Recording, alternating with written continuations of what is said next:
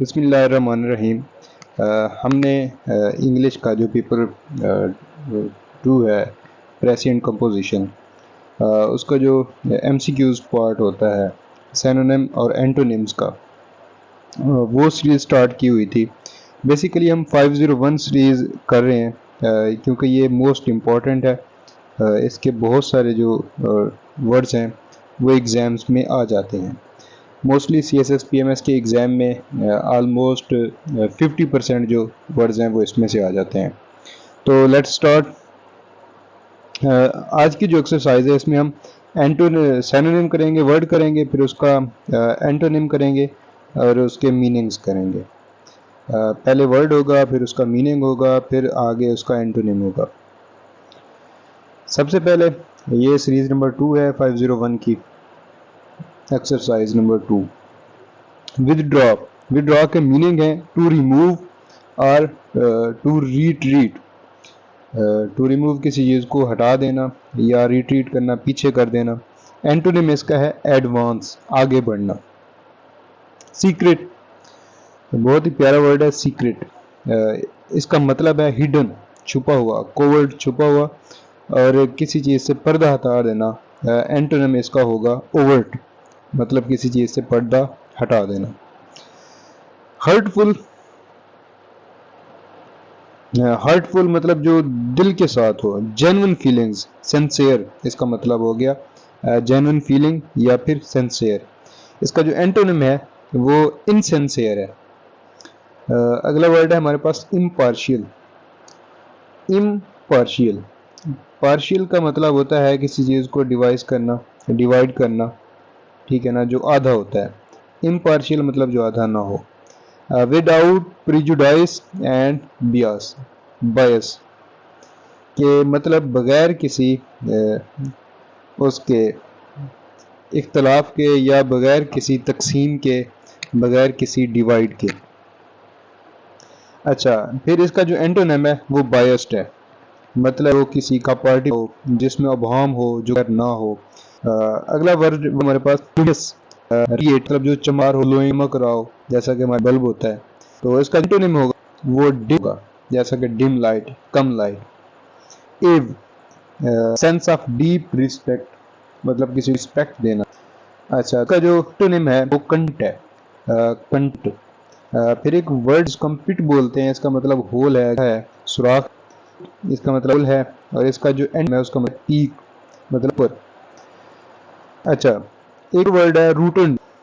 Routine, इसका मतलब है राउंडेड, जो कि गोल शेप का हो या प्लम्प हो। अच्छा, फिर एंड जो है उसका है थिन, मतलब जो पतला हो, जो थिक ना हो। अच्छा, एक वर्ड है टैलेंट। स्पेशल, इसका मतलब है या मतलब है क्रिएटिव। टैलेंट का हो गया स्पेशल या क्रिएटिव। तो इसका एंटोनिम है वो है इनएबिलिटी। इनएबिलिटी मतलब एक शख्स कुछ ना करता हो। कॉमन, जो आम सा हो। फेमिलियर, मशहूर, मतलब हम देखो आम जुबान पे वो हो। इसका जो एंटोनिम होगा वो है स्ट्रेंज, जो कि कह सकते हैं कि अजीब, बेगाना, ठीक, जो बाहर से आया हो, जिस नाक ना हुई हो। ब्रेजन, मतलब ब्रेजन, इसका है इंसोलेंट या टू बी डेफिएंट। इसका जो एंटोनिम होगा वो है बैशफुल, बैशफुल। एक्सपेक्ट, किसी से हम जो एक्सपेक्टेशन रखते हैं, किसी से कुछ एक्सपेक्ट कर रहे होते हैं, कुछ उम्मीद लगा के बैठे होते हैं, टर्म में है। तो इसका मतलब है वेट फॉर, किसी चीज़ का इंतज़ार करना। तो इसका जो एंटोनिम होगा वो है डिस्पेयर या फिर लूज ऑल होप, के होप जो है उसको लूज कर जाना।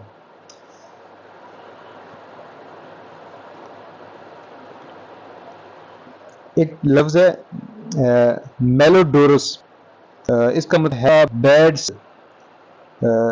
सॉरी, ये जो लफ्ज है माल एडोरस है। ऑर्डर जो होता है उसका मतलब होता है माल, मतलब बुरा।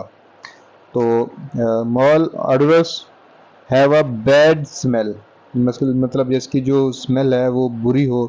तो इसका जो एंटोनिम है वो फ्रेग्रेंट बनेगा। फ्रेग्रेंट मतलब खुशबूदार। अच्छा,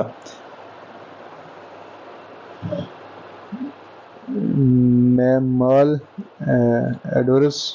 इसके बाद है एक्सपाउंड। एक्सपाउंड का मतलब होता है टू एक्सप्लेन, मतलब किसी चीज़ की वजाहत करना। तो इसका जो एंटोनिम होगा इस वो होगा कंफ्यूज, कि जिसकी वजाहत ना की जा सके, जो कंफ्यूजिंग हो। एक लफ्ज़ है P Q, P I Q U ई। इसका मतलब होता है टू एक्साइट, इरिटेट, मतलब किसी चीज़ को दिल बर्दाश्त करना। इसका जो एंटोनिम है वो है soothe, S double O T H E, soothe, and calm, C A M, calm मतलब पुरसकून।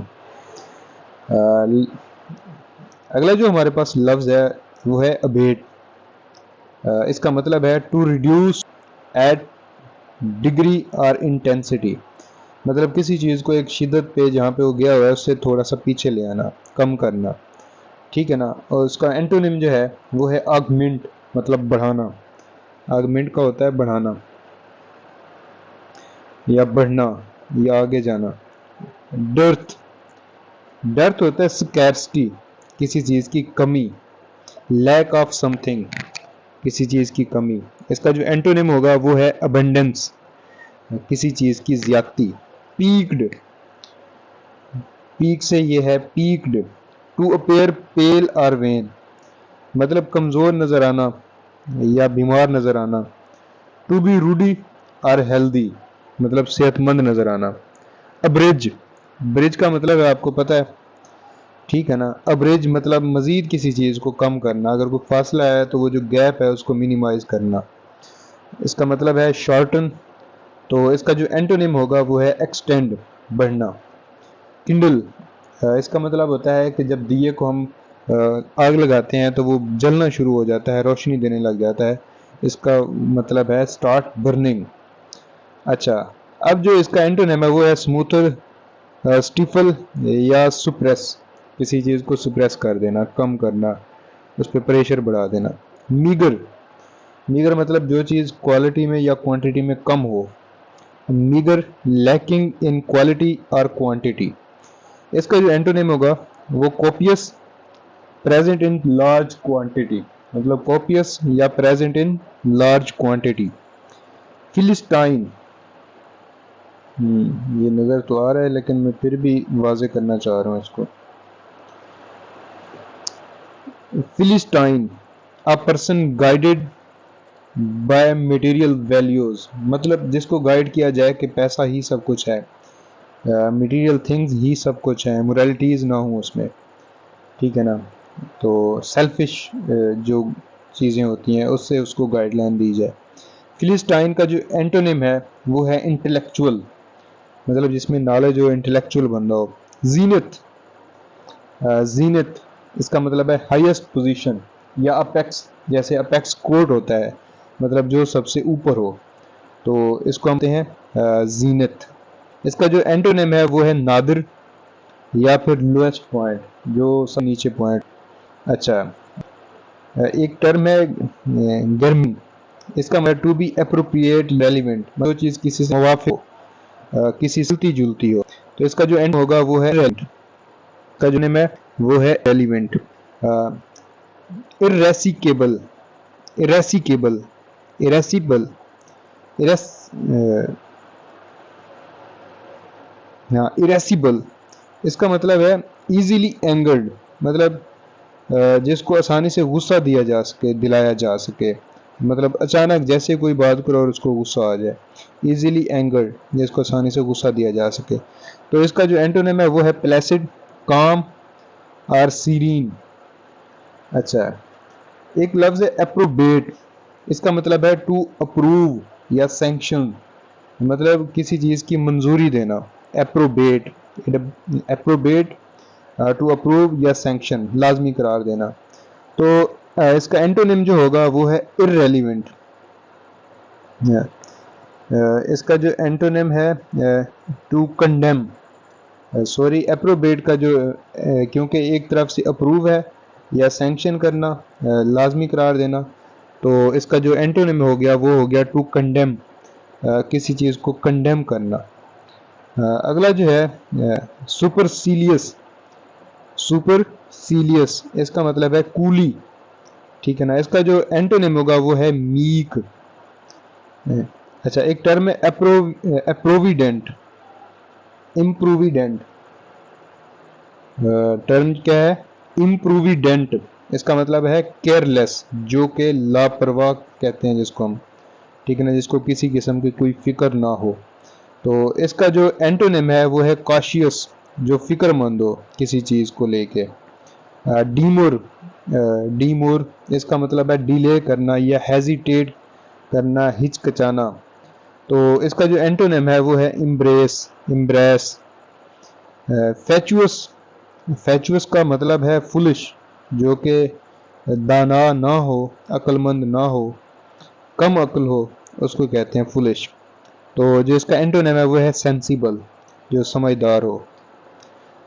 अच्छा, एक टर्म है क्विसेंट, इसका मतलब है मार्क बाय इनएक्टिविटी, रिपोज। मतलब जिसमें किसी किस्म की कोई इनएक्टिविटी शो करवाई गई हो। तो इसका टर्म क्या है? Quiescent mark bye inactivity, inactivity या रिपोज। इसका जो एंटोनिम है वो है एक्टिव होना, होशियार होना। सार्टोरियल, सार्टोरियल, सार्टोरियल ये टर्म जो है इसका मतलब है रिलेटिंग टू टेलर्ड क्लोथ्स, मतलब ऐसे कपड़े जिनका ताल्लुक दर्जी से हो। अच्छा, फिर इसका एंटोनिम जो है वो होमस्पोन। ये होमस्पोन क्या है? वो कपड़े जिनका ताल्लुक दर्जी से ना हो, homespun. Relating to tailored clothes, sartorial. फिर इनका जो एंटोनिम है वो होमस्पोन, जिनका ताल्लुक धोबी से ना हो, दर्जी से ना हो, घर से हो। Sapient, possessing great wisdom. Sapient का मतलब है ऐसा शख्स जिसको ज़्यादा अक्ल हो, बहुत ज़्यादा अक्लमंद हो, ठीक है ना। इसका जो मतलब है, इसका जो एंटोनिम है वो है simple deficient in intelligence. Simple हो या उसमें इंटेलिजेंस की कमी हो।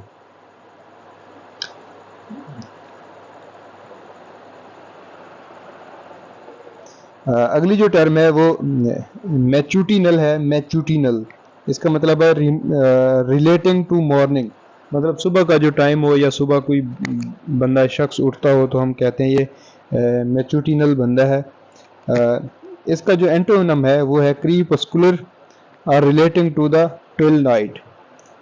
जो रात के वक्त की कोई चीज़ होती है, जैसा कि जुगनू है, जैसे कि वहाँ के मेंढकें हैं जो हर वक्त जाग रही होती हैं, तो उसको हम जब रिलेट करेंगे तो ये टर्म यूज़ करेंगे, क्रीपस्कुलर।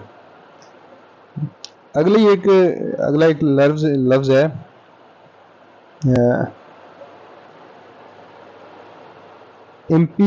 इम्पीक्यूनियस, इम्पीक्यूनियस।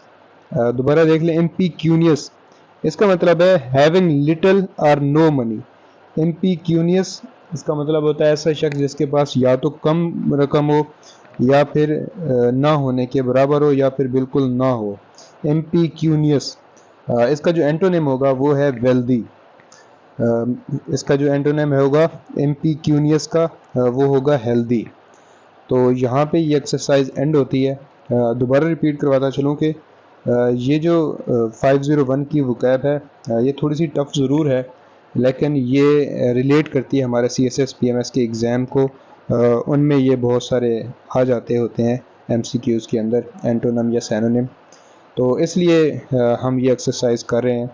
ठीक है, थोड़ी सी बोरिंग है, लेकिन आप लोग इसको कर लेंगे तो आपके लिए फ़ायदा होगा। तो मुझे दीजिए इजाज़त, अल्लाह हाफिज़।